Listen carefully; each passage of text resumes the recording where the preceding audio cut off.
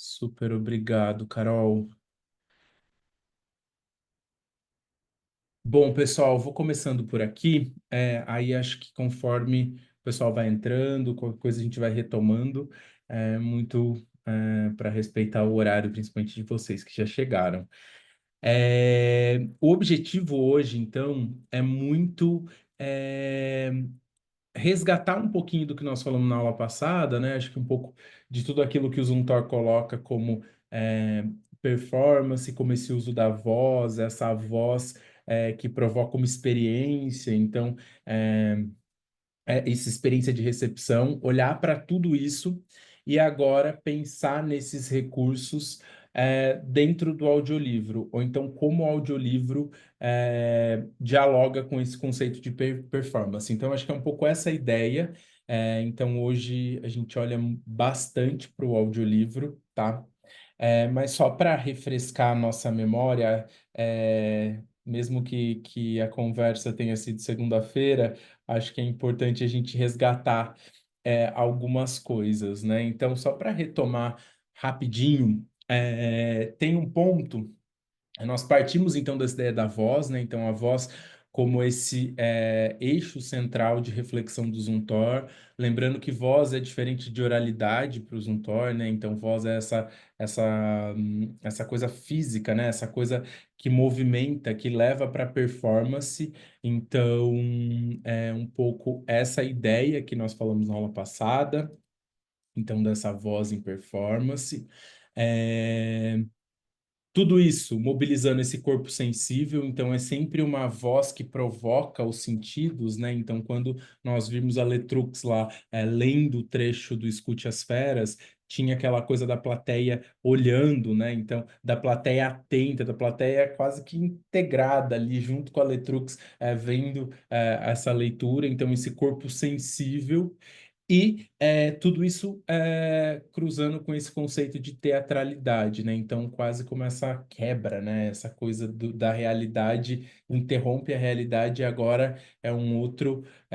Eu entrei nesse outro universo, né? Então, tem um pouco isso também que o Zumthor traz. Tudo isso, então, amplia um pouco esse conceito de leitura que nós conhecemos, e a leitura para o Zumthor é essa leitura como acontecimento, né? Então, eu aqui agora, esse aqui e agora, que faz com que a gente quase que um mergulho na leitura, né? Então tem essa leitura como acontecimento, essa compreensão da leitura como acontecimento, como consequência desses conceitos, né? Então dessa voz em performance, dessa experiência performática, que é o que o Zumthor vai explorar muito no performance, recepção e leitura. Tá? Aqui ele condensa as ideias, mas uma série de outros textos, o Zumthor explora também esses elementos, e aí foi um pouco isso que nós vimos aula passada, né? Olhando muito para então, nós vimos essas diferentes experiências performáticas. Então, como é essa experiência do corpo físico, da presença, então nós falamos bastante disso, essa presença física como esse ideal de performance para o Zumthor.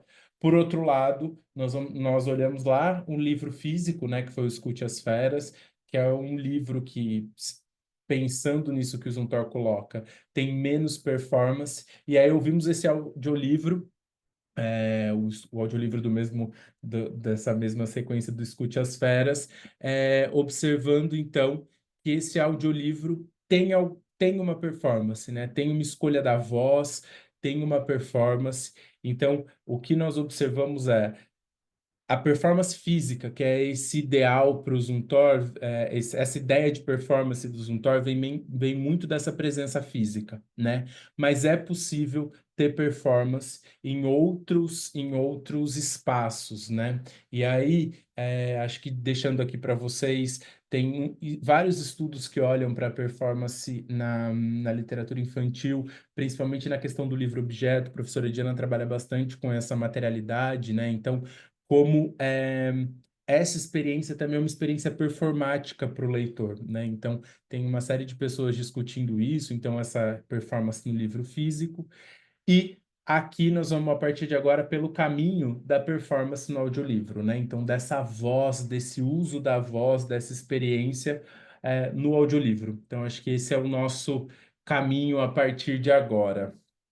Para quem está chegando, boa noite, gente. Só estamos dando uma retomada aqui o que nós fizemos na aula passada, então vamos começar a partir de agora. Fiquem super à vontade.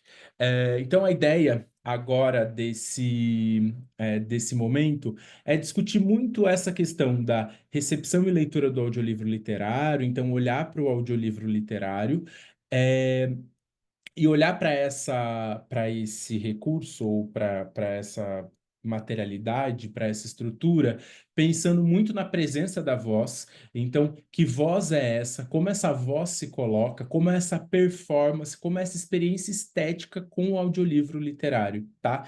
Então, vamos passar um pouco pela percepção e leitura do audiolivro, considerando muito a interpretação vocal e seus efeitos na recepção do texto. Então, como que é isso, né? Como que é esse recurso de recepção do audiolivro literário, que o audiolivro literário movimenta, que experiência é essa? Então, agora nós vamos entrar um pouquinho na chave do audiolivro mesmo, tá? Vamos em frente, então. Para começar, acho que o primeiro ponto que é importante falar do audiolivro é considerar o audiolivro enquanto um espaço de atualização. O que significa isso, né? Tem vários pesquisadores de audiolivros e dentro desses pesquisadores de audiolivros no Brasil tem a Denise Schettini, que é essa da citação que aparece aqui. A Denise tem um trabalho muito legal com audiolivro. Ela é uma pesquisadora da PUC do Rio de Janeiro. E aí tem um artigo da Denise que ela diz, né, que basicamente o cenário do audiolivro no Brasil, a grande parte de publicação do audiolivro no Brasil é um audiolivro que é fruto de um livro impresso. Então, o audiolivro hoje é visto muito como um acontecimento depois que o livro físico foi publicado, né? Então, a Denise tem um olhar muito para isso e esse audiolivro como essa ferramenta de atualização do livro físico, né? E eu gosto muito quando ela diz isso, que a corrida hoje, o editorial, o mercado editorial, o espaço de produção do audiolivro tem sido um espaço muito para lançar o audiolivro em concomitância com o livro impresso. Então, a tentativa cada vez mais do mercado editorial é como eu lanço esse audiolivro com o livro. Então, para que as duas coisas aconteçam, né? Mas hoje não é assim, né? Então, hoje, essa é uma chave de leitura muito forte no audiolivro que outros pesquisadores fora do Brasil também exploram. Então, assim, muitas das definições que a gente encontra de audiolivro uma textualidade que acontece pela voz, de forma oral, e como uma. Opa, foi. Como uma adaptação, não é a melhor palavra, eu estou em busca aqui da melhor palavra, mas uma transposição, como uma transposição do livro físico para a sonorização. Então isso, né? Isso que parece simples, mas é uma coisa que faz parte da cara de algumas definições de audiolivro. Então a gente tem uma série de pesquisadores fora do Brasil que definem audiolivro assim. E o que isso demonstra, né? Se a gente olha a partir do Zumthor, vai demonstrar o audiolivro como esse recurso que atualiza. Então, quando a voz entra no audiolivro, ou quando essa voz em presença vai contar esse audiolivro, é quase como uma voz que atualiza aquilo que está lá em estado virtual, aquilo que está lá dentro do livro que tá nas páginas e nas linhas, né? Então é como se a voz viesse atualizar isso, viesse trazer essa presença para isso que está aqui. Então, quando a gente olha para esse cenário de produção do audiolivro, entendendo que o audiolivro ele é muito um recurso que acontece posterior à publicação do livro, a gente pode entender essa voz como esse espaço de atualização, tá? Então aqui eu só estou deixando um caminho de reflexão e de definição do audiolivro, que é um caminho que a gente encontra em muitos textos, em muitos estudos que falam sobre o audiolivro, principalmente estudos que têm como olhar o mercado editorial. Acho que só um parênteses, gente, é muito importante colocar aqui sobre o audiolivro, que quando a gente olha para a produção de conhecimento sobre o audiolivro, é, ainda é uma produção muito pequena, muito pequena. São poucos pesquisadores no Brasil que olham para o audiolivro, e as chaves de leitura do audiolivro ou são pela linha da ciência da informação, da biblioteconomia, olhando um pouco para como cataloga esse audiolivro, como trabalha com isso dentro da ciência da informação, ou como uma chave de acessibilidade também, que é uma chave muito forte de leitura, uma chave do mercado editorial. Quando a gente pensa em a interpretação do audiolivro ou a compreensão do audiolivro como um fenômeno literário, isso é muito pequeno ainda no Brasil. Assim, são poucos os pesquisadores que olham para isso. A Denise é uma dessas pesquisadoras. Então, a Denise, ela tem esse trabalho, ela já tinha um trabalho com ledores antes, depois ela chegou no audiolivro. Ela tem um livro que se chama Ler no Escuro. Esse é o título do livro, depois, se vocês quiserem pesquisar. É um livro muito legal, que é a tese de doutorado dela. Então, ela explora um pouco essa questão da voz dos ledores e a força dessa voz para uma pessoa que tem deficiência visual e que tem acesso à literatura por conta dos ledores. Então, é uma tese bem legal. E aí a Denise também tem um diálogo forte com o mercado editorial. Feito esse parênteses, volto aqui para nossa conversa, que é isso então. É essa voz, então essa voz que nós discutimos muito na aula passada, né, essa voz em performance, como essa chave que atualiza esse texto, que faz essa atualização e faz com que esse texto seja um audiolivro. Tá? Então, essa é uma chave muito forte de interpretação. Dito isso, então, quando eu olho para a voz como uma atualização do livro, a grande maioria da produção de audiolivros no mercado editorial, é o que eu disse para vocês, é posterior à publicação do livro, né? E aqui isso aparece em pessoas que estão produzindo audiolivros. A Maria Carvalhosa é uma das editoras da Supersônica, que é a editora do audiolivro que nós ouvimos na aula passada, do Escute as Feras. E ela diz isso, né? Que quando eles vão construir uma obra, quando a Supersônica organiza uma obra, eles buscam fazer cada obra com direção e com grandes atores e atrizes. E aqui é muito legal isso que ela coloca, que é adicionando uma camada de voz que influencia a leitura do livro de maneira mais positiva possível, que seja outra forma de ler. Então aqui eu acho que mostra para gente que essa busca no momento da produção do audiolivro, que é eu vou incluir essa voz para concretizar, para tornar essa outra leitura que é o audiolivro. Essa voz tem que trazer uma outra camada de sentido, é o que está posto aqui, né? Essa voz, então, ela vai atualizar esse livro e vai colocar uma camada, vai colocar um caminho de sentido ali muito forte, uma presença, né? Aquilo que o Zuntar coloca para a gente, uma presença muito forte no audiolivro. Então, a escolha da voz é decisiva para a produção do audiolivro. Então, é um pouco isso que é. Deixa eu dar uma olhadinha que vocês estão falando aqui no chat. É um pouco isso que. Obrigado, Emily, é esse mesmo, escrever no escuro. É um pouco isso que a Maria. Opa, passei, deixa eu voltar.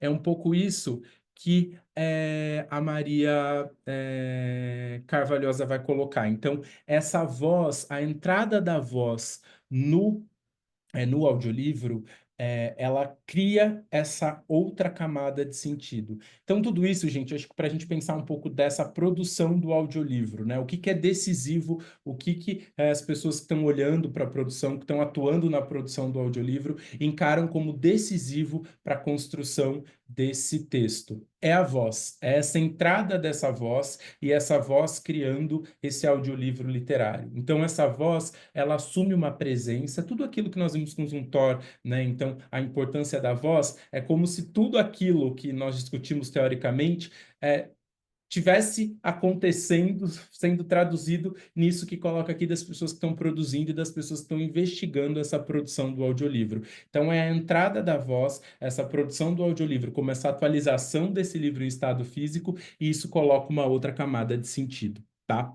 Dito isso, queria começar, acho que para a gente, como eu disse para vocês, hoje nós vamos ouvir bastante coisa, assim, queria começar com esses dois audiolivros que foram produzidos, os dois são da Melhoramentos, os dois foram produzidos pela Melhoramentos, aí eu vou colocar um trechinho de cada para que a gente possa ouvir e discutir, começar a discutir um pouco, então, a entrada da voz, acho que é esse o objetivo, tá? A entrada da voz dentro desse material, tá? Então, como eu disse para vocês, do ponto de vista da produção, a voz entra e coloca essa nova camada. Então, queria muito que nós pudéssemos observar um pouco para isso, tá?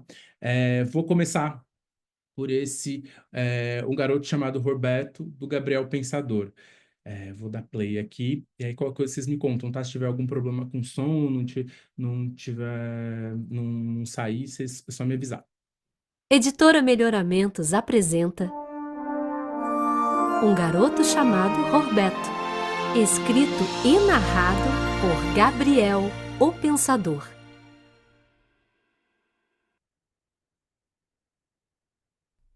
Vez uma era, quer dizer, uma era vez, ou melhor, vez era uma, desculpem, era uma vez, agora sim. Era uma vez um menino que era muito atrapalhado.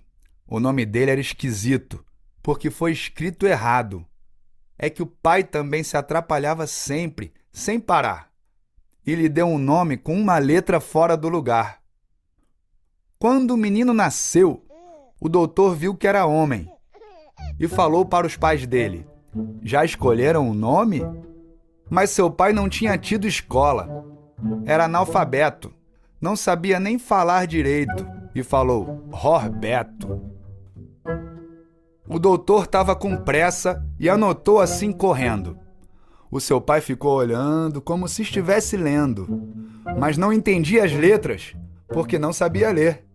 O doutor mostrou para o pai: o nome é esse? Pode ser. A mãe estava tão feliz que nem prestou atenção. Esperou por 9 meses com o bebê no coração. E ele nasceu com saúde, trazendo orgulho e amor. Bem-vindo seja, Roberto! Obrigada, tchau, doutor! A família do Roberto morava bem escondida, num lugar quase deserto, com chão de terra batida. Lá não tinha nenhum carro, muito menos avião. E todos os moradores se tratavam como irmãos. A vila era bem pequena, na beira de um velho rio. Os homens pescavam nele, o pai de Roberto e os tios. Viviam todos como se fossem irmãos dos pais de Roberto. Para todos, ele era um novo sobrinho, para alguns, um neto. Não tinha nem luz nem gás nas casas do povoado. O banho era de água fria e ninguém ficava esquentado. De dia, se abria a janela para acender a luz do sol. De noite, acendiam-se as velas e acabava o futebol. Às vezes, além das velas, também se acendiam fogueiras. Não dava para jogar bola, mas tinha 1000 brincadeiras.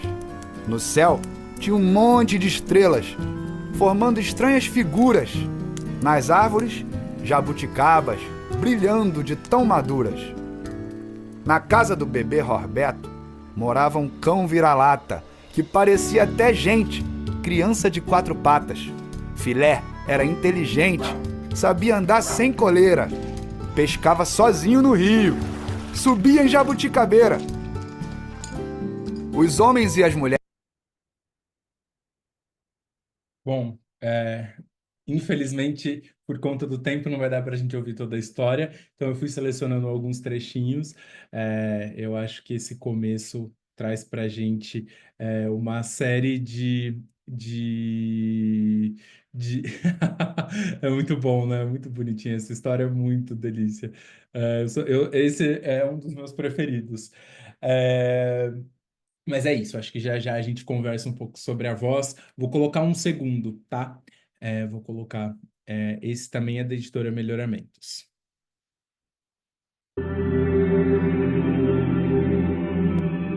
Essa história que você vai ler aqui, quem me contou foi um menino que vive no futuro. Num futuro muito distante mesmo. O mais distante que se possa imaginar. Para gravá-la, viajei na minha máquina do tempo particular. Quando eu ouvi, o menino que vivia nesse distante futuro me contava uma história que tinha acontecido no seu passado.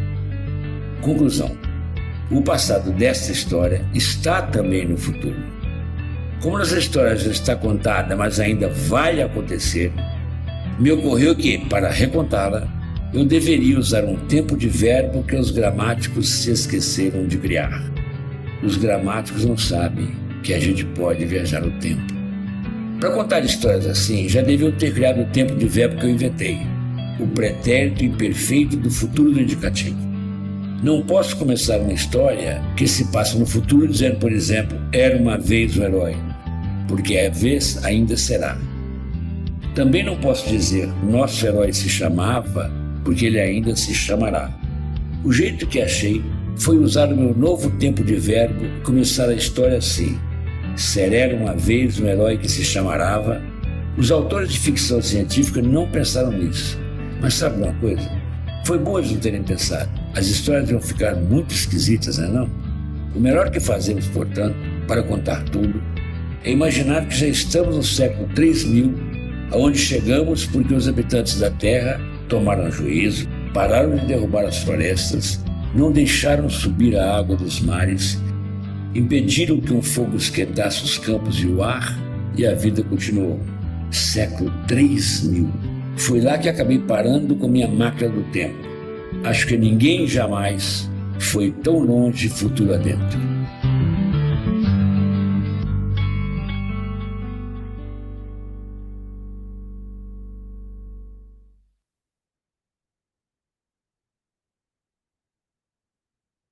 E aí, gente?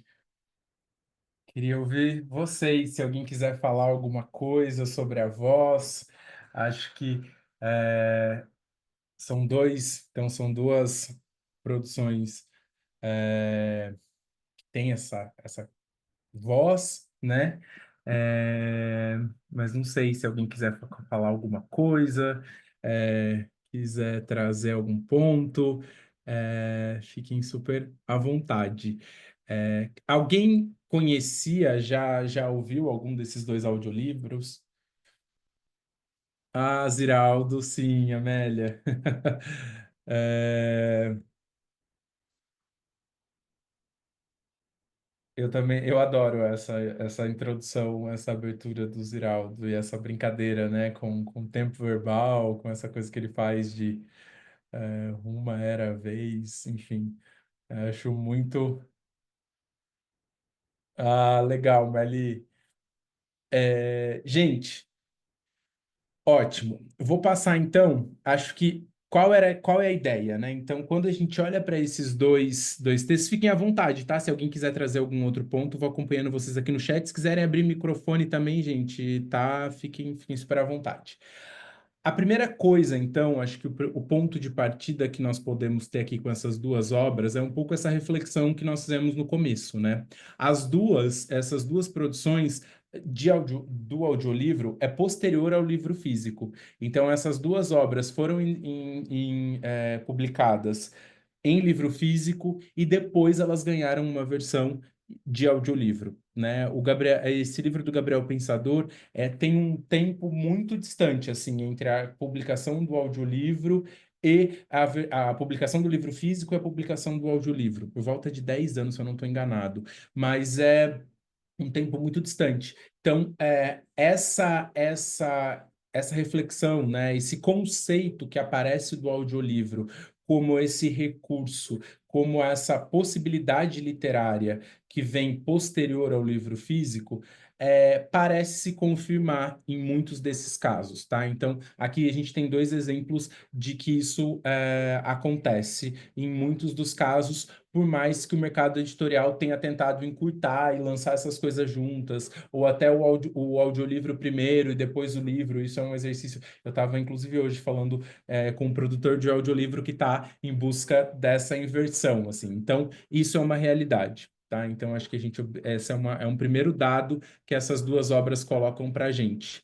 Aqui tem um ponto muito legal, e eu gostei disso que a Marli e a Amélia colocaram no chat, que é essa presença da voz, né? E quando a gente fala da voz, automaticamente a Amélia escreveu: foi emocionante tornar a ouvir o Ziraldo. Veja, é muito genuíno e natural do audiolivro que, ao dar o play e a voz começou a falar, essa conexão da voz com essa presença de quem está dizendo, né? Então, Ziraldo, no caso do que a Amélia colocou, e Gabriel Pensador, no caso do que a Marli trouxe aqui, né? Então, o que esses dois textos têm em comum, né? Essa posição de autoria e essa presentidade de quem diz. Então, é aquilo que eu disse para vocês, que a gente conversou na aula passada.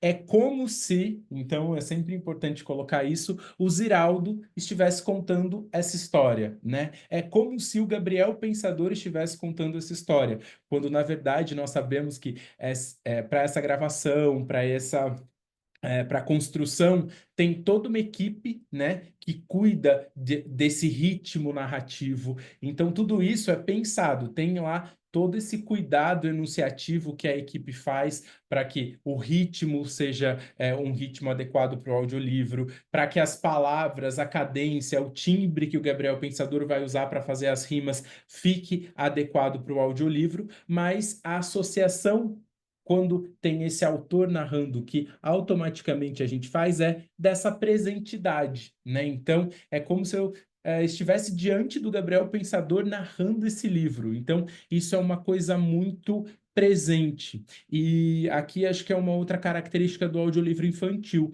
O audiolivro infantil explora muito esse recurso dessa figura de autoria narrando esse texto. Tá?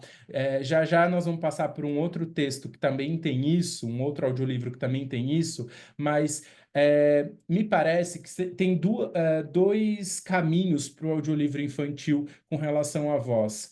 Uma exploração muito forte dos autores narrando esse audiolivro e um segundo recurso que é uma voz mais infantil ou uma voz mais juvenil narrando o audiolivro infantil ou juvenil. Então, parece que tem um elemento de conexão dessas vozes. Então, essa conexão, ora por essa autoria, então por essa figura que assume a dublagem, a narração do audiolivro, ora trazendo essa voz mais infantil. Então, são características que a gente já começa a observar algumas regularidades, tá?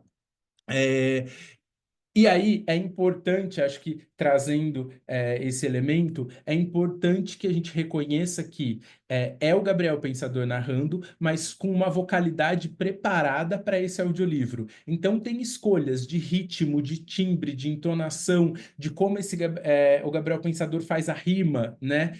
Se a gente tivesse tempo, seria muito interessante fazer uma comparação do ritmo que o Gabriel Pensador coloca nesse audiolivro e do ritmo do Gabriel Pensador, de repente, fazendo uma batalha de rimas no improviso. Seria um ritmo totalmente diferente. Então, é legal isso ter essa concretude para que a gente possa observar que é uma voz, mas é uma voz preparada para essa narração, né? Para esse efeito estético que a gente recebe, que já já nós vamos explorar bastante. E aqui, como a gente tem, então, essa voz preparada, essa voz que é pensada para a construção do audiolivro, essas escolhas enunciativas que entram no audiolivro, elas criam uma coisa que o Barthes chama de corpo da voz. É um conceito muito legal que o Barthes explora, que é basicamente o seguinte, que é, eu estou diante de uma voz que funciona sozinha. Essa voz ela ganha corpo. Eu não preciso de nenhum corpo físico. É essa voz que ocupa esse espaço físico e faz com que eu entre nesse jogo, né? Então aqui, exatamente por conta das escolhas enunciativas, por conta do ritmo, do timbre, da entonação, desse grupinho de coisas que se juntam e faz com que essa voz ganhe corpo e esse corpo da voz funcionando sozinho e faz com que a gente fale se entregue, né? A gente é guiado por essa história. Aqui nós tivemos, sei lá, 2, 3 minutos de experiência, mas no caso do Gabriel Pensador, que tem 13 minutos, são 13 minutos de presença dessa voz. Então, essa voz que ganha corpo por conta dessas escolhas enunciativas, tá? Tudo isso que eu estou contando para vocês está num texto que eu e a professora Diana escrevemos, que é A Voz no Audiolivro. Daí nós discutimos exatamente isso, que é a performance, construção estética e metalepse literária. Aqui trabalhando muito com esses elementos e aí nesse artigo a gente mostra muito como a voz é construída esteticamente nesses textos, tá? Eu vou trazendo para vocês essas referências porque acho que é legal, assim, por conta do tempo a gente vai conseguir explorar linha a linha cada coisa, mas daí os textos estão lá, depois vocês podem voltar quando quiser. E nenhum desses textos que eu vou trazer aqui, meu da professora Diana, eles foram publicados, eles estão todos no prelo, assim, então todos estão com a revista deu aceite, está naquela fase que a gente fica esperando sair. Então, esse vai sair, eu acho que é numa revista da UFRJ. Mas depois, se alguém quiser ler, a gente consegue mandar já. Enfim, a gente tem o arquivo, a gente consegue trazer para vocês, mas é isso. Então, em breve, acho que nos próximas semanas, esses artigos devem estar todos nas revistas. E esse é um, então, que a gente explora exatamente essa questão da voz, isso que eu estou dizendo para vocês. Então, essa voz, como essa atualização dessa presença de autoria, mas ao mesmo tempo a importância de reconhecer que essa é uma voz que tem escolhas enunciativas que vão fazer com que essa voz ela funcione sozinha. Então, eu preciso construir que a voz do Gabriel Pensador funcione sozinha esteticamente no livro, mesmo que remetendo ao Gabriel Pensador. Que escolhas são essas? Então, ritmo, timbre, entonação, tudo isso mobilizando quem está ouvindo, tá? Então, falei muito rapidinho aqui com vocês, mas é um pouco essa a ideia, tá? Deixa eu ler aqui o chat que eu vi o pessoal comentando. A Emily, a Lígia, desculpa. As vozes passam sensação diferentes. O Gabriel soa divertido, dá a sensação de algo engraçado, divertido irá acontecer. O Ziraldo é emocionante, mais sério e traz um sentimento de que algo grandioso está por vir. Essas performances na voz trazem tons diferentes para a leitura.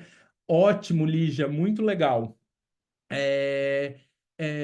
Isso é muito. É isso, né? Esses efeitos são construídos exatamente por conta dessas escolhas da voz. E não só da voz, né? Tem um elemento que aparece aqui, que nós vamos explorar mais já já, que é a paisagem sonora, né? Então, do Gabriel Pensador, aquele comecinho. Uma era a vez, tem quase uma paisagem sonora já de diversão, né? Tem aquele tem tipo uma brincadeirinha no fundo que já leva para diversão. Enquanto o Ziraldo já tem uma paisagem sonora que também ajuda a construir isso, né? Então a paisagem sonora também é um elemento que ajuda nesses efeitos, né? E nós nem falamos dela ainda, a gente está só olhando para a voz, mas é um outro elemento que vai nos ajudar nisso tudo, tá? Gente, fiquem à vontade se quiserem comentar, se alguma dúvida, alguma coisa não estiver fazendo sentido, por favor, pode ir parando, tá? Então é isso, gente. Acho que de início, esse audiolivro, ele tem, então, o audiolivro literário, ele tem essa camada da voz, então a voz é esse elemento fundamental, né? Então a voz é esse recurso que traz essa ideia de presença, atualizando e trazendo essa presentidade, mas essa voz que tem esses recursos, que é pensada para isso. Então, é exatamente o ponto que a gente coloca quando nós estamos lendo alguma obra, né? A questão do narrador, do ponto de vista, de todas essas escolhas que os autores vão fazendo para a construção da narrativa, enfim, de como esse livro físico é construído. Isso também acontece no audiolivro com essas escolhas sonoras. tá?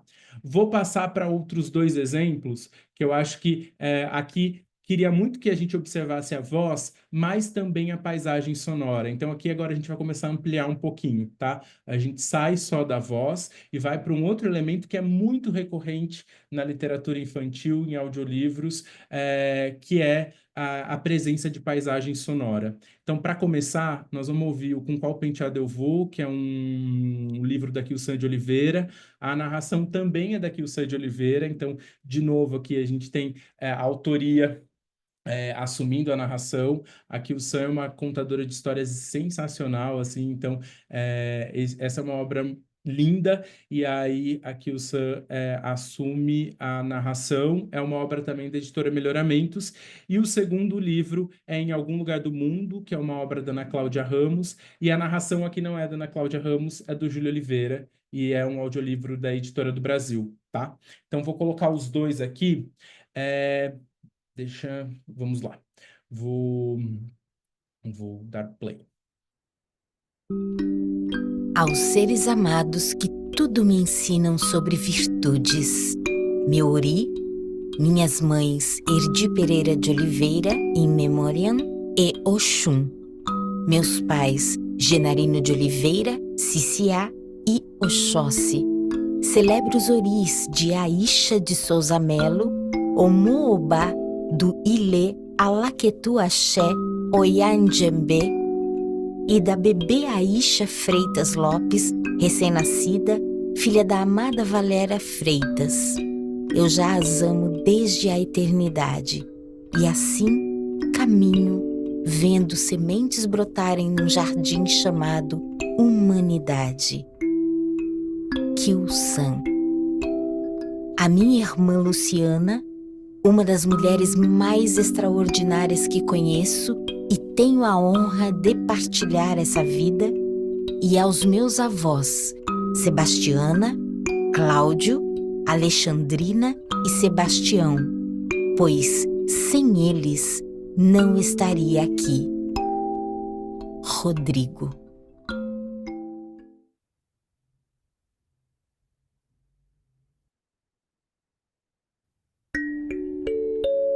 Prefácio. Este livro é uma dessas pinturas estonteantes, cenas plásticas que nos prendem a atenção. Falando de nomes, a autora Quilçã de Oliveira nos pega pelas mãos e nos guia a uma festa especial, a do centenário de Seu Benedito, que é pai, avô e bisavô de gente idosa, adulta, jovem e criança. O casamento entre as palavras escolhidas pela referida autora e as ilustrações oníricas de Rodrigo Andrade resultam num encantamento. Como se isso já não bastasse, Quilçã destaca os nomes africanos com seus significados e locais de origens, de forma a nos lembrar de um costume que atravessa muitos povos do continente. Quando uma criança nasce, além do nome, ela traz uma canção que vai segui-la por toda a vida. Um nome é um presente, porque o seu significado é mais do que uma descrição. O ato de nomear é fazer um convite à vida, e o momento de receber o nome é um festejar. Nesse sentido, os nomes não deixam de ser matéria-prima dos penteados, e são maneiras de enfileirar os fios, a juntar os crespos de um lado para o outro, seja entrelaçando, trançando, escovando ou alinhando com pente-garfo. Além disso, é uma forma encontrada pelas mãos adultas de conversarem com a cabeça de uma criança. Com Qual Penteado Eu Vou é um livro que já inicia instigando a criança com uma pergunta. E, para mim, essa é uma das melhores maneiras de começar uma história. Um título que pergunta é ideal para a criança, pois a infância é justamente a fase de perguntar. Esta história tem o ritmo bom para dormir na cadência do pentear os cabelos crespos de uma criança. O ato de penteá-los é uma forma de narrar histórias exatamente no tempo em que se dá o encontro das mãos adultas com os fios de cabelo da filha, do filho, da neta, do neto, da sobrinha ou do sobrinho. O livro é um convite para aproximar idosos, adultos e crianças, celebrando o ato de contar uma história fazendo um belo penteado. Com muito cuidado, afinal, contar uma história não deixa de ser uma maneira de escovar o coração da criança que conta e daquela que ouve. As virtudes de ouvir e contar histórias se transformam em hábitos como escovar os dentes antes de dormir. Renato Nogueira, filósofo e escritor, professor de filosofia na UFR-RJ.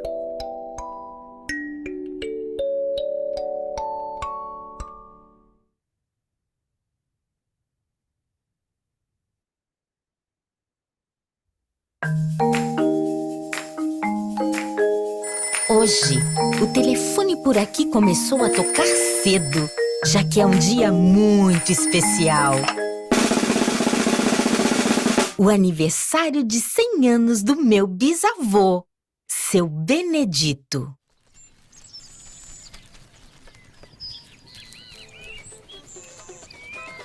A grande festa acontecerá no quintal de casa e tudo está sendo preparado com muita animação. Bandeirolas coloridas se agitam com o vento e as borboletas querem competir com elas. O Partido Alto já toca cadenciado na vitrola antiga do Bisa e os cheirinhos de glacê, chantilly e brigadeiro se espalham docemente pelo ar. Posso ver a emoção de vovó ao dizer: papai se tornou hoje um centenário! Um centenário! E posso... Deixei esse um pouquinho mais.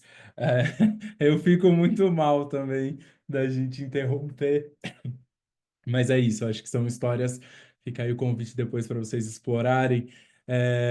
Já já a gente comenta e vou colocar o segundo, tá?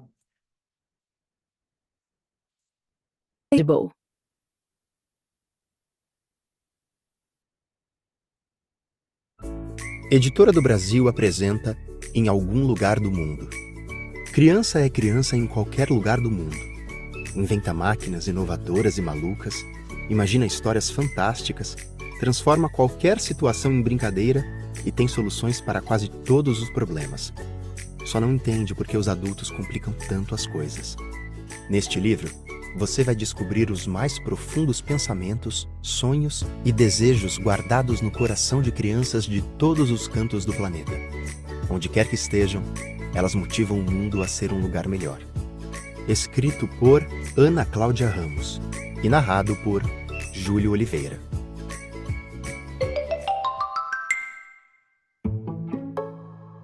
Neste momento, em algum lugar do mundo, há uma criança pensando no que acontece por dentro dela, em sua casa, sua família, sua escola, no local onde mora. Muitos adultos nem imaginam que isso possa acontecer. Não entendem os silêncios das crianças. E menos ainda, seus pensamentos. Crianças adoram inventar coisinhas. São meio poetas, meio cientistas e quase sempre investigadoras. Crianças amam gente, bichos, coisas. Querem ser amadas e têm soluções incríveis para salvar o mundo. Foi por isso que um grupo de crianças resolveu contar o que sente, o que deseja, o que mora em seu coração. Davi tem pavor de injeção, detesta tomar vacina. Neste momento está em seu quarto, bolando uma solução para acabar com as doenças do mundo. Prometeu estudar muito, porque quer virar médico para livrar as crianças das dores das vacinas. José quer que seus pais entendam que ele também gosta de brincar com ninguém. Por isso, de vez em quando fica quietinho em seu quarto, brincando com ninguém. Lina quer conhecer o mar. Todos os dias ela coloca nos ouvidos a concha que sua tia lhe trouxe da praia. Ela gosta de ouvir o mar dentro da concha, mas quer pisar na areia da praia, beber água salgada e pular ondinhas. Vinícius quer crescer e ser pai. Quer casar e ter muitos filhos, para que possam ter um pai muito legal, já que o dele sumiu pelo mundo. Josias tem um sonho. Quer ganhar um pacote de macarrão instantâneo só para ele, para poder comê-lo inteirinho, já que tem que dividir tudo com os irmãos, que são muitos. Quer inventar uma máquina de fazer comida. Luísa sonha com um dia em que nenhum adulto chamará uma criança de burra. Ela escreveu um anúncio para colocar no jornal, oferecendo como recompensa um saquinho de pirulitos para o inventor de um esparadrapo que cure corações machucados como o seu.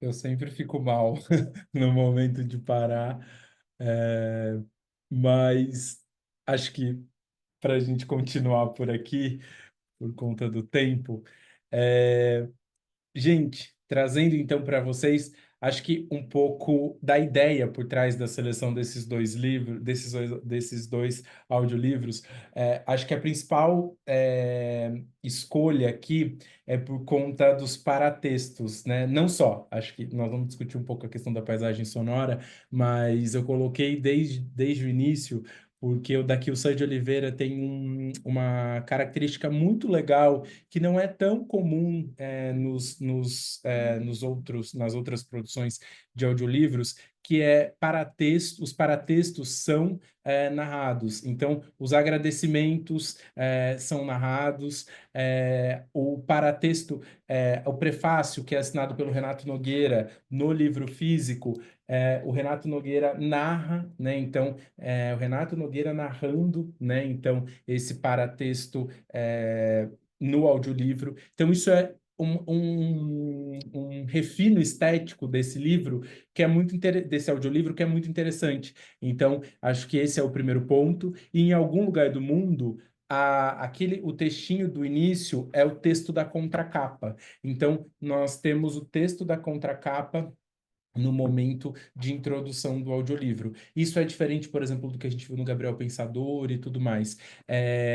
Então, eu pensei nesses dois também por isso, tá? Por ter esse recurso, porque eu acho que aqui começa a mostrar esses recursos estéticos com a voz, isso que a gente viu, né? Então, essa entrada dessa voz no audiolivro, ela coloca essa outra camada de sentido. E aqui, nesse caso, principalmente no Com Qual Penteado Eu Vou, a gente tem a voz dessa pessoa, do Renato Nogueira, que assume esse texto no livro físico, vindo narrar o texto no audiolivro. Então, isso é muito legal, é uma característica desse audiolivro que fica para a gente, tá? Deixa eu descer um pouquinho.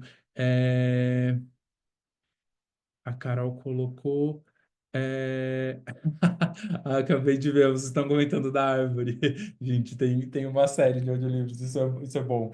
É isso. Enfim, vou voltar aqui. Eu fico vendo o chat e aí eu vou perdendo ali. É isso. Gente, avançando um pouquinho, então, vamos lá. O que que acontece com esses dois textos, né? Então, são duas produções, de novo, que é a voz. Então, essas escolhas, essa voz que narra, né? Essa escolha da voz é uma escolha que coloca essa camada de sentido. Então, acho que essa é a primeira coisa.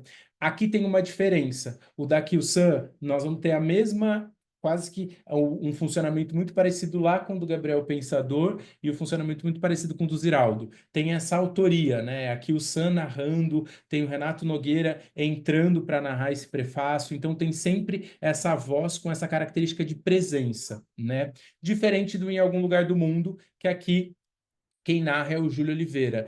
O que eu disse para vocês anteriormente é um pouco essa característica. Não sei se vocês perceberam, mas é uma voz mais jovem, né? Um timbre mais jovem. Isso parece um pouco uma característica da literatura infantil e juvenil, tá? E aí, nesse caso, né, nesse audiolivro que nós ouvimos, tem uma escolha prosódica, que tem um ritmo também. Então, aqui tem uma escolha do ritmo de como essa voz vai ser narrada. Eu acho que em algum lugar do mundo isso fica muito visível, não só o com qual penteado eu vou, tem um momento que me pega muito, que é o momento que aqui ela coloca glacê, o modo como ela fala, com cheirinhos de glacê. É, de novo, é essa voz em performance que parece que faz com que eu sinta o sabor do glacê, eu sinta esse gosto, essa vontade de comer esse bolo dessa festa, esse cheiro de glacê. Então, é isso, é uma escolha performática da voz. No caso do Em Algum Lugar do Mundo, tem essa coisa da Lina, Vinícius, tem sempre esse nome como se fosse um chamamento, né? Um vocativo. Lina, Vinícius, quando na verdade, se a gente olha para o texto, né, para a escolha do texto, é o sujeito da frase. Lina gostaria, Vinícius quer ser, não é o vocativo, mas o modo como é pronunciado é quase esse vocativo, esse chamamento. Lina, tipo, então tem essa escolha da voz que vai colocando isso em destaque e essa performance que faz com que a gente vá ficando encantado, né? A gente vai ouvindo esse audiolivro em algum lugar do mundo, cada criança vai pegando a gente em um lugar, né? Você vai, poxa, tem a criança do macarrão instantâneo, tem a criança do pai, e aí você vai para esse lugar dessas crianças que vão sendo acionadas pela voz, né? E aqui, como nós conversamos antes, né, tem uma coisa que é muito forte, que são esses efeitos sonoros, né? Então, com qual penteado eu vou, logo no começo tem o toque do telefone. O telefone toca, e aí a gente sabe que isso, aquilo que está acontecendo, aquela conversa, é uma conversa que está sendo ali pelo telefone. Então, por conta dessa paisagem sonora, né? Enquanto que no livro físico, tem a imagem, né? Então tem aqui uma coisa de ligação, de chamamento e tal. Então tem um outro caminho de interpretação. Então tem essa coisa do telefone muito forte. Então a paisagem sonora aqui, nesses dois exemplos, como também no Gabriel Pensador, né? Acho que a gente só está dividindo aqui um pouco para onde olhar. Mas nós vamos ter uma paisagem sonora que vai fazer aquilo que o Zumthor fala para a gente do teatro, né? Aqui é aquela coisa de eu estou no mesmo espaço, mas tocou o terceiro sinal, é como se esse espaço mudou tudo, silêncio, e agora eu estou num outro jogo ali com os atores no teatro. É um pouco isso que acontece com o audiolivro, né? Deu play é uma outra relação com esse som. Esse som não vai fazer. Tocou o telefone, não vai fazer ninguém levantar. Não, você vai ficando envolvido com a história. Então, essa paisagem sonora, quando ela entra nesses audiolivros, é isso que o Zumthor fala, essa semiotização do som, né? E aqui o som tem uma coisa legal, que é quase como se fosse uma ilustração auditiva, né? Ele vai ilustrando tudo o que está acontecendo ali nessa narrativa. Então, você vai tendo esse som ilustrando isso. É um pouco, em algum lugar do mundo, tem essa paisagem sonora que é ininterrupta, né? Ela vai durante toda a história. Então você tem o tempo todo essa paisagem sonora, aquela musiquinha no fundo, criando ritmo. Então é engraçado porque o texto verbal já tem um ritmo, né? Lina, tanana, tanana, Vinícius, tanana, como se a gente estivesse apresentando crianças. E a musiquinha também tem essa circularidade. Então essa paisagem sonora do fundo, ela está sempre nessa circularidade. Então o design sonoro, né, que o pessoal do audiolivro chama bastante, é isso. Ele é desenhado para essa construção, tá? Então o som tem essa capacidade de ilustração auditiva e a ilustração auditiva colaborando com isso que o Zumthor chama um pouco de teatralização no audiolivro. De novo, eu e a professora Diana exploramos bastante tudo isso que eu estou falando para vocês rapidinho nesse artigo que é Percepção e leitura do audiolivro, a interpretação vocal e seus efeitos na recepção do texto. Então, aqui nós exploramos essa questão da voz, mas olhando muito para esse conceito de ilustração auditiva.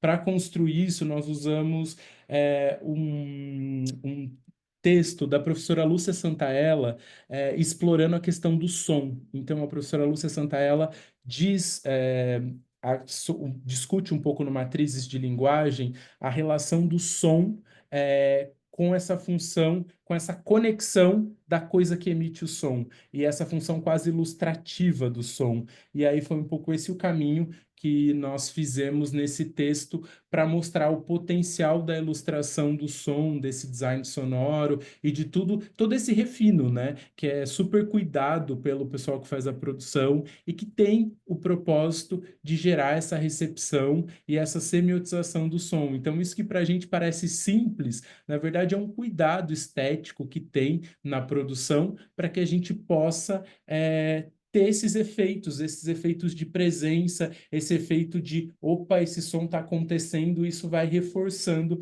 tudo isso que a gente está vivendo, tá?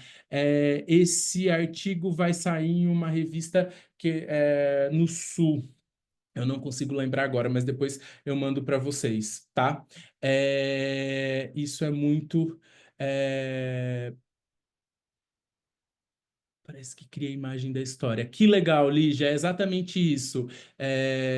Ai, Amélia, adorei, muito legal. Ai, que ótimo que vocês estão super lendo o Zumthor também com a professora Maria Rosa, que incrível.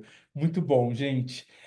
Então, de novo, primeiro vimos lá a voz, né, esse recurso, então essa camada que entra. Agora olhamos um pouquinho para essa questão do som. Basicamente, gente, esses são os dois recursos, e aí a gente poderia abrir muito mais, falar dessas escolhas de timbre, mas esses são dois recursos que estruturam muito dessa experiência de ouvir um audiolivro. Então, assim, são recursos pensados, são recursos escolhidos para a construção desse efeito de presença do aqui e do agora no momento que eu estou ouvindo.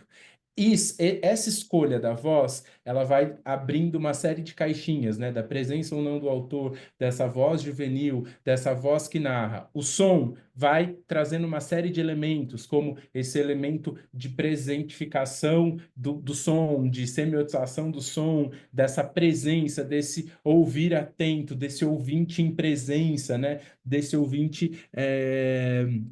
dessa ilustração auditiva que faz com que eu fique conectado com o que está acontecendo, o telefone está tocando. Então, basicamente, é na integração desses elementos que o audiolivro vai funcionando. Para além disso, agora nós vamos entrar em dois momentos que são experiências que são feitas a partir dessas duas camadas, da camada do som e da camada da voz, tá? Então, que escolhas são essas e que experiências são essas a partir do som e dessa sonoridade, tá? Só antes de passar, tem uma coisa que nós falamos um pouco nesse artigo, eu e a professora Diana, desse livro Em Algum Lugar do Mundo, que eu esqueci. Aqui no livro ilustrado tem uma coisa legal, não sei se vocês já viram, mas é quase um onde está o Wally, assim. A criança, conforme você vai lendo, as cenas são paisagens de rua, e aí a criança precisa... Quem é Vinícius? Quem é Lina? Então, meio que procurar na ilustração essas crianças que são referenciadas no texto escrito.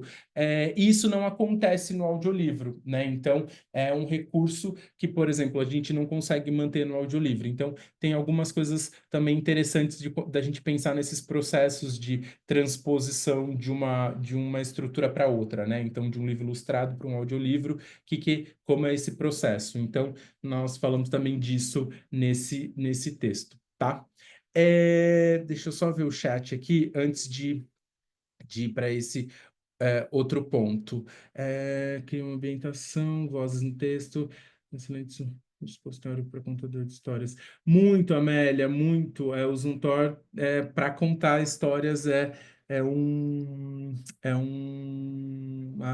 uma super, né? Essa coisa, nós falamos bastante disso na aula passada, né? Dessa teoria, desse texto como acontecimento, né? Da leitura como acontecimento. Ótimo. Gente, então, acho que é isso, assim, quando a gente olha para o audiolivro, esses dois recursos, voz e som, são elementos fundamentais, são elementos estruturantes do audiolivro, e aí nós temos algumas possibilidades de abertura, né, e de experiência mesmo com esses recursos. Uma dessas possibilidades é o que acontece nessa audiosérie, o Labirinto, França e o Labirinto, que é uma audiosérie do Spotify, e aqui, eu não sei se todo mundo conseguiu ouvir, mas é legal depois vocês darem uma explorada. Por conta do tempo, a gente não vai conseguir ouvir, ficar muito tempo também aqui com esse audiolivro, mas esse aqui explora uma tecnologia que eles chamam de binaural, que é basicamente uma captação 3D. Então, é como se a gente tivesse em um ambiente mesmo. Então, a captação é como se fosse uma captação de uma coisa acontecendo 3D, sabe? Então, isso está acontecendo no ambiente. Eu vou dar play aqui, só para a gente ter um pouco essa... Ai, eu desloguei da minha conta. Deixa eu só ver se eu consigo fazer o login de novo, para a gente não ficar com propaganda. Vamos ver se vai sem propaganda.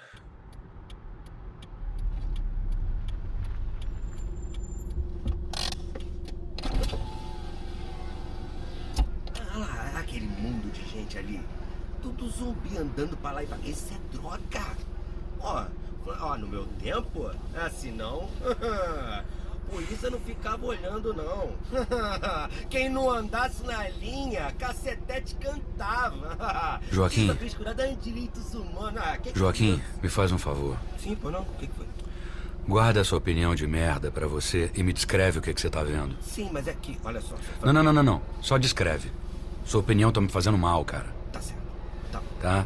Só me diz o que você tá vendo. Bom, vamos lá. Bom, na esquina tem uns policiais, como eu falei, né? Uhum. Meio que no lado direito, assim, só pro senhor saber. E quantos são? A quantos metros? Isso aí eu não sei. 1, 2, 3, 5... Uns 5 de... Certo. Tipo, todo paramentado, da tropa de choque. Né? Capacete, escudos, caramba, tá, aquela coisa toda. Uns, não sei, aí tá perto, tá pertinho. Tá bem. Tá? Lá no final da rua, eu não consigo ver direito, que a miopia não deixa, mas tem um monte de gente, assim, pessoal passando, procissão, pronto, tipo procissão. Estão indo comprar droga, talvez. Pro senhor ver, na cara da polícia. Não, é dessa porra que eu tô falando. Joaquim. Porra, como é que pode? Cara, eu já te falei, a sua opinião, guarda pra você. Tá. Só isso. Tá, não, bom, então vamos mais assim, né? Tá, o pessoal tá sentado, tá dormindo, né? Não dá nem pra ver o chão, carro não passa de jeito nenhum, né? É o fluxo. Só o SAMU entra lá. É? Ué, como é que o senhor sabe? Você tá vendo algum orelhão? Orelhão? Não sei. Dá bom. Aqui eu não vejo, não. O senhor tá sem celular? Deve ser mais pro final da rua. Deve ser mais perto do comércio.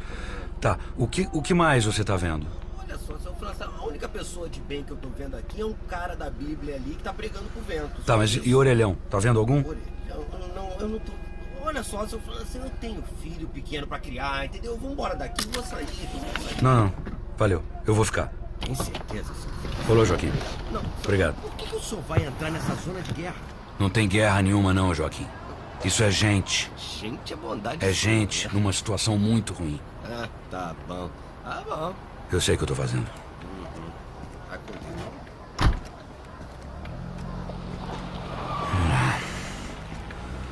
Bolsa, faca de acampamento, celular. Tá tudo aqui. Aplicativo de mapas. Mapas alvos. Mapa Orelhão. Iniciar navegação para Orelhão. Seu destino está a 200 metros. Beleza. Se o mapa tiver certo, são 270 passos andando com calma.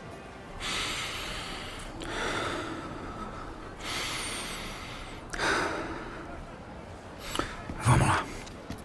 1, 2, 3, 4, 5, 6, 7, 8.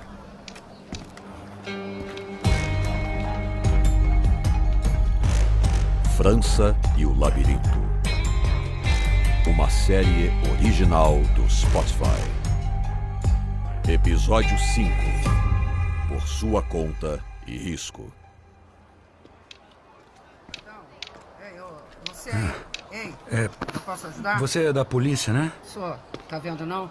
Como é que você chama? Flores, cidadão, Flores. Prazer, Flores. Meu nome é França. Eu sou detetive. Detetive França. Detetive.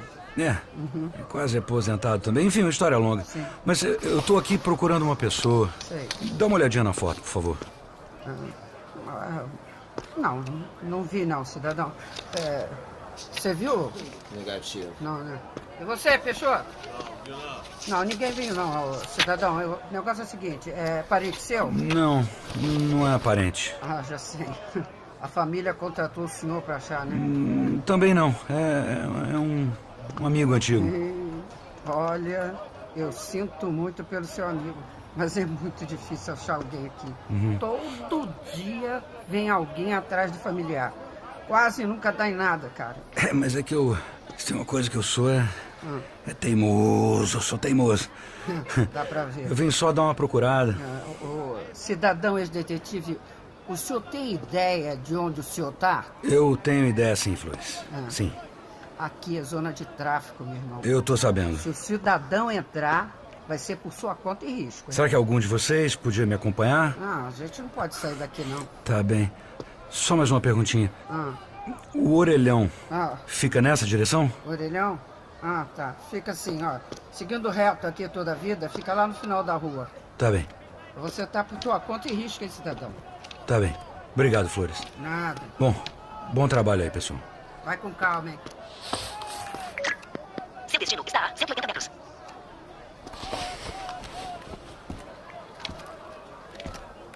Aí, moço, tem cigarro aí? Pô, dá pra mim, moço. Então dá um trocadinho aí pra mim comprar uma comida, moço. Pô, Eu vou falar a real pra tu. Eu não vou comprar comida, não, vou comprar uma pedra. eu sei de ti. Ajuda Hein? aí. Pô, papo reto aí. Ajuda nós aí, moço. Pô, tô de boa aqui fazendo mal a ninguém. Só tô querendo comprar uma pedra pra mim. Você. Bom, vou novamente por conta do tempo, mas aqui acho que depois fica o convite para vocês explorarem essa série. Eu fui para o episódio 5 porque eu acho que é o episódio onde esse recurso ajuda muito a gente a explorar espacialmente esse lugar que essa personagem tá indo, né? Então, basicamente, nesse episódio esse detetive precisa chegar em algum lugar.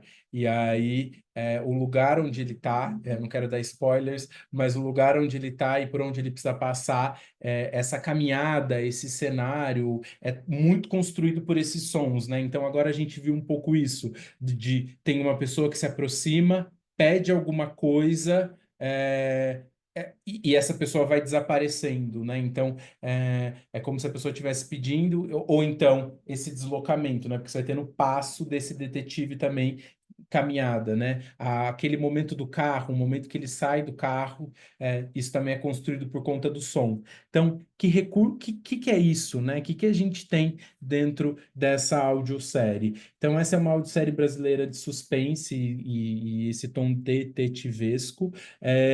Para isso, para a construção dessa audiosérie, tem uma tecnologia binaural que vai construindo esse som. Então, é exatamente esse recurso desse som em 3D, e aqui é o modo de captação.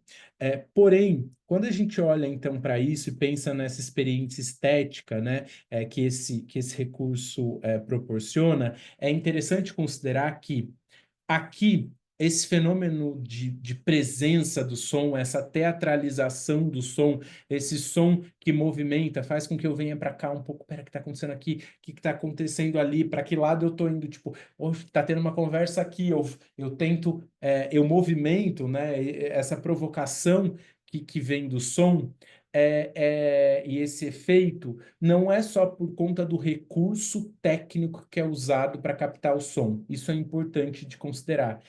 Mas é por conta desse recurso, em conjunto com o roteiro, né? Então, o roteiro basicamente explora o França é esse detetive cego. Então, essa experiência que o leitor tem é um pouco a experiência do França nesse processo de descoberta. Então, esse efeito estético do som, ele não funciona só pelo efeito estético, ou só pelo efeito técnico, melhor dizendo. É exatamente o efeito técnico mais o roteiro que proporcionam esse efeito estético. Então, é essa coisa andando junto, né? Então, essa captação binaural, ela ajuda a semiotizar o som, ela potencializa essa questão da voz e desse estado de presença, mas é também por conta do roteiro, dessa união roteiro mais som, que a gente consegue explorar isso e ver essa experiência performática acontecendo, né? Então, aqui, de novo, nós só vimos um trechinho, mas quando a gente explora desde o começo, nos primeiros episódios tem o cachorro, ele tem um cachorro, então você começa, você percebe que o cachorro chegou perto, então o França já pode, é um cão-guia, né? Então o França já pode começar a movimentação, então assim, todo esse efeito de presença, a euforia do cão, o cão desacelerando, o cão ficando mais tranquilo em um lugar que ele está, o cão desconfiado de alguma coisa, dando algum sinal, tudo isso é construído pelo som. Então, de novo, não é o recurso técnico pelo recurso técnico só, mas é o recurso técnico em conjunto com o roteiro. E claro, mais tudo aquilo que nós já vimos. Então, aqui tem, de novo, essa escolha da voz, né? Então, aquilo que apareceu lá no começo, essa voz que dá essa camada de sentido, essa voz com esse cuidado, esse ritmo. Aqui no França, a gente tem pouquíssimos momentos com trilha sonora, a gente tem efeitos sonoros, tem muito, assim. Então, a paisagem sonora não conta muito com trilha sonora, mas conta bastante com recursos sonoros de toque-telefone, então tem essa paisagem sonora que vai sendo construída, mas sem essa questão da trilha sonora, sei lá, se a gente compara com Em Algum Lugar do Mundo. Então, o audiolivro do Em Algum Lugar no Mundo tem essa trilha sonora pensada, né? Aqui no caso do Labirinto do França, não, tá? Mas fica aí o convite para vocês explorarem. Deixa eu só ver aqui. Traduções mentais com vários sons. Ali já colocou. Nunca tinha pensado no exercício criativo que é ouvir um audiolivro. O tempo todo estamos criando imagens mentais para acompanhar os sons, o que exige um envolvimento ativo com a narrativa. Isso me fez refletir sobre a importância dessa prática para a criatividade e para o desenvolvimento da construção imagética, especialmente nas crianças. Que curso maravilhoso. Que legal. É isso, Lígia. Acho que aqui é um potencial para as crianças, para as infâncias, assim, muito, né? A gente consegue explorar exatamente essa construção de imagens mesmo. Acho que é um ótimo exercício, assim. E aí, gente, então, agora caminhando já para o final, uma última. Então, essa é uma experiência, de novo, essa é uma experiência com audiolivro e aqui com esse recurso. Uma segunda experiência que eu queria trazer para vocês, para a gente fechar a nossa conversa sobre o audiolivro, é mostrar experiências que estão acontecendo com essa ferramenta.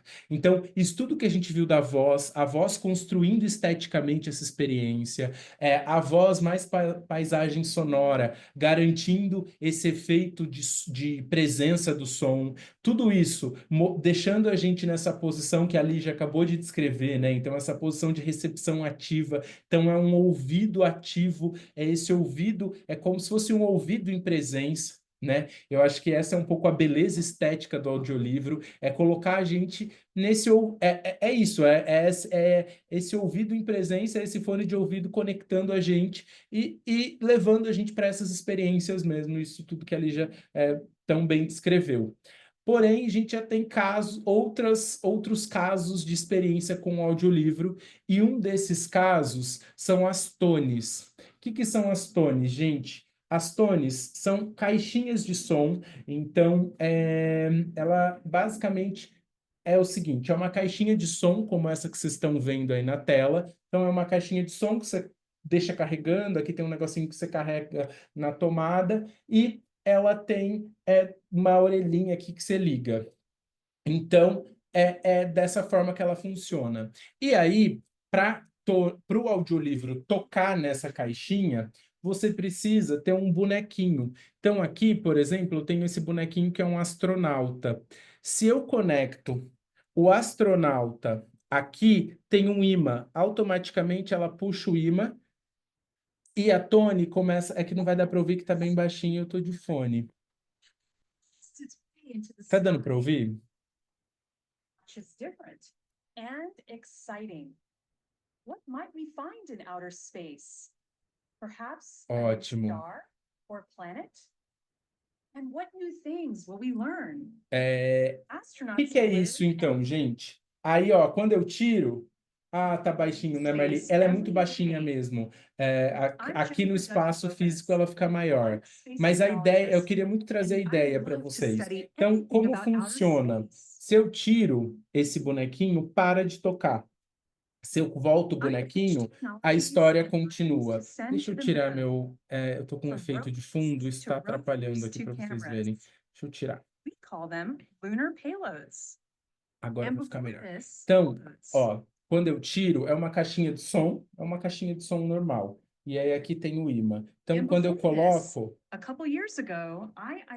começa a tocar. Aqui eu posso aumentar o volume e aí o brinquedo fica aqui. Quando eu tiro, para de tocar e aí fica só a caixinha, tá? Então fica só essa caixinha de som e aí eu posso trocando as histórias. Ah, eu quero ouvir a história do pinguim. Eu coloco o pinguim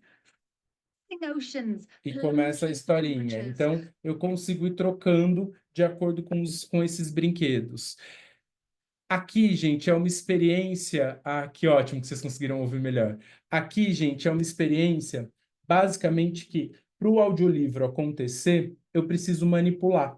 Então, a ideia é um pouco a criança manipular o brinquedo, pegar esse boneco que vai contar a história, e aí nós temos N tones, assim, N brinquedos das tones.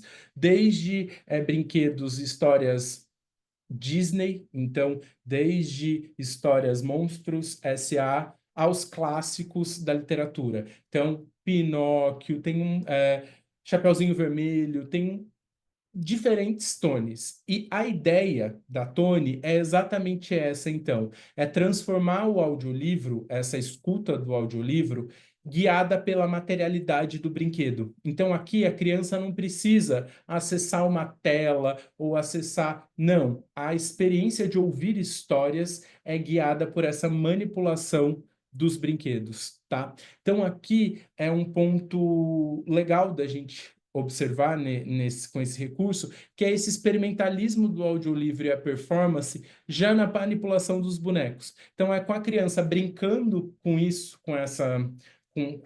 usando esses brinquedos, que a criança ativa o som. E aí, a ideia, né, isso que a gente vem explorando até esses 2 dias de conversa, essa ideia da presença física, né, essa presença que não tem no audiolivro. Então, de tudo isso que a gente viu até agora, o livro da Kyu-san, o livro do Gabriel Pensador, Ziraldo, todos esses livros mostraram para a gente o quê? Que a presença é construída pela voz, né? Então é aquilo que eu falei para vocês lá no início, é o que o Barthes fala do corpo da voz. Essa voz, ela funciona sozinha, essa presença que coloca a nossa atenção.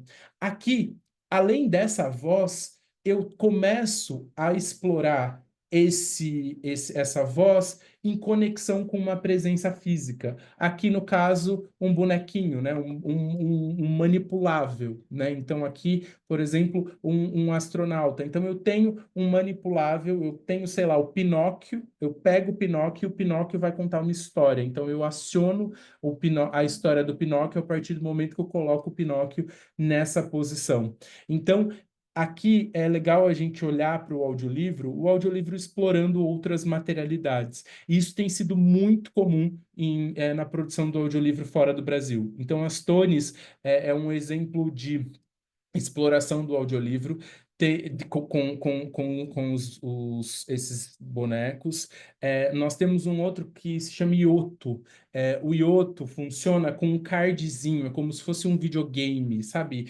Cartucho de videogame, anos 90, que a gente colocava e aí começava o jogo. É como se fosse essa caixinha de videogame ou essa fitinha que você coloca e o Ioto toca um audiolivro também. Então, de novo, essa experiência manipulável. E hoje eu fiquei sabendo de um que eu não conheço, depois que eu receber, eu mando para vocês, mas que começaram a produzir na França, que é uma caixinha, é como se fosse um post-it, assim. E aí você ganha, né? A ideia é, sei lá, dê de presente para alguém. E aí, quando você encosta o celular nessa caixinha, você consegue ouvir uma história. Então, o audiolivro ele só é acionado por conta disso e as pessoas colecionam esses elementos. Então, assim, cada vez mais o que parece está sendo explorado no cenário do audiolivro é essa experiência de manipular algo, de manipular algum elemento físico, alguma presença, voltando para o Zumthor, alguma coisa que traga essa presença, conectando com essa presença da voz. E aí, eu e a professora Diana também exploramos essa ideia do audiolivro nesse artigo Entre o Som e o Objeto, a experiência literária do audiolivro nas mãos dos ouvintes. É um texto que vai sair em uma revista da UFSC. Então, é um pouco essa ideia de como esse audiolivro vem ganhando essas materialidades e vem sendo exploradas por essas materialidades, tá? Gente, acho que aqui é muito para fechar mesmo. A ideia um pouco, então, de toda essa conversa era reconhecer o audiolivro como um texto que é construído esteticamente, principalmente a partir da escolha da voz e da composição sonora. Então, é isso que faz, né? É exatamente esse recurso da voz que vai mostrar a presentificação do autor, que vai fazer a gente entrar num ritmo, que faz com que a gente construa as imagens. Tudo isso que vocês foram falando vem por conta da escolha da voz, e é importante a gente considerar que essa voz é preparada, então tem todo um cuidado estético para essa voz entrar no audiolivro, como a Maria Carvalhosa disse lá no começo, e também dos sons. Então, tudo isso que entra é responsável por essa performance literária do audiolivro contemporâneo. Então, nós temos sim, acho que agora respondendo a pergunta do Wallace lá, da segunda-feira, nós temos sim uma performance no audiolivro contemporâneo, isso construído por voz, paisagem sonora e isso em conjunto. Isso, então, acontece, acho que a gente precisa reconhecer nesse contexto midiático contemporâneo, então aquilo que o Zumthor deixa para a gente, que existe alguma coisa, é importante reconhecer, e acho que no cenário atual das plataformas de streamings, então aqui todas as ferramentas para acessar audiolivros são ferramentas que nós vimos, são ferramentas desse universo midiático. Então, fone de ouvido, usamos Árvore Livros, usamos Audible, Spotify, tudo. É nesses lugares que nós vamos encontrar essas experiências literárias. E aí acho que é importante reconhecer que tudo aquilo que nós vimos do Zumthor é chave para a compreensão desse fenômeno da voz nesse contexto midiático. Então, aquilo que o Zumthor deixa para a gente de performance, de voz, é importante para que a gente olhe para esses elementos. E aqui, acho que além do Zumthor, tem uma série de outros teóricos que ajudam a pensar e nos ajudaram e têm nos ajudado muito, eu e a professora Diana, a pensar no audiolivro. Então, Zumthor, Barthes, o Barthes com esse texto Grão da Voz, que é um texto super importante, assim, que é o lugar onde o Barthes mostra a força do funcionamento da voz e dessa voz ganha no corpo. Então, Barthes com esse texto Grão da Voz. O Genet com essa publicação e essa discussão sobre essa metalepse literária, que é um tema super importante.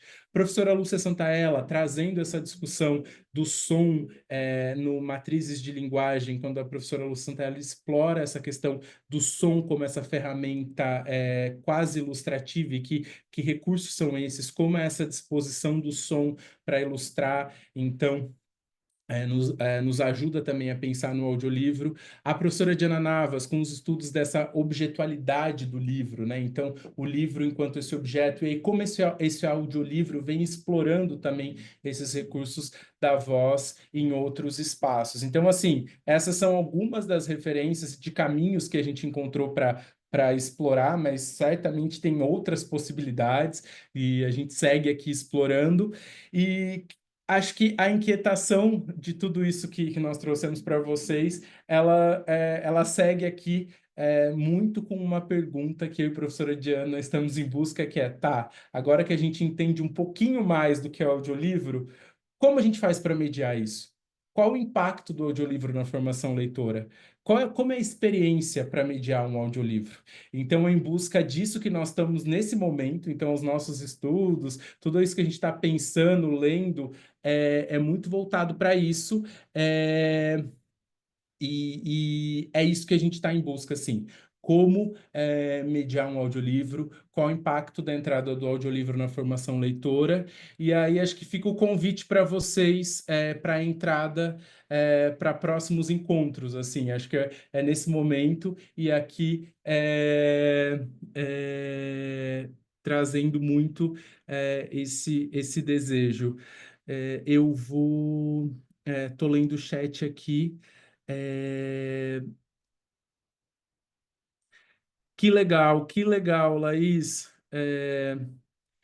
Eu que agradeço, gente. Vamos, gente. Vamos pensar em momentos para a gente ir trocando, assim. É sempre gostoso esses momentos de troca com todo mundo.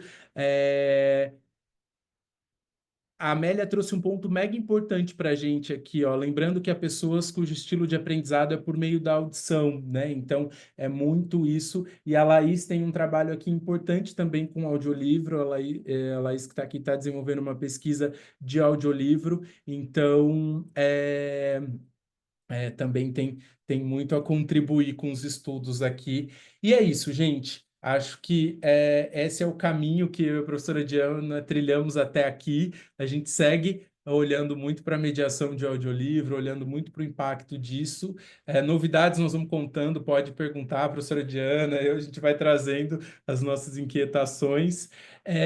E aí eu compartilho tudo com vocês, tá? Compartilho o PPT, compartilho todas essas referências, mando a pastinha que tenho com alguns artigos, principalmente de crítica do Zumthor, e é isso, e fico à disposição, gente, qualquer coisa, qualquer ponto que vocês queiram trocar, sigo por aqui, e agradeço muito, Carol, por ter aqui cuidado da sala hoje, e todos vocês, assim, acho que foi ótimo para mim também, é o que eu disse no encontro passado, esse é o momento que a gente organiza muitas ideias, assim, acho que para poder compartilhar com vocês. Então, que bom que fez sentido. Fico feliz.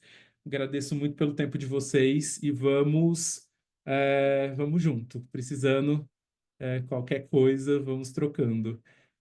Super obrigado, gente. Bom carnaval. Bom carnaval para vocês, para quem é do carnaval, para quem é do descanso. Aproveitem. Obrigado, gente. Boa noite. Deixa o meu contato. Meu contato é renan.luiz.salermo, vou digitar aqui, @gmail.com. Podem mandar e-mail e aí a gente vai trocando bastante coisa. Agradeço super, gente. Boa noite, bom descanso para vocês. Obrigada, Renan. Obrigado, Carol. Obrigado por tudo. Viu? Até mais. Tchau, tchau. Tchau.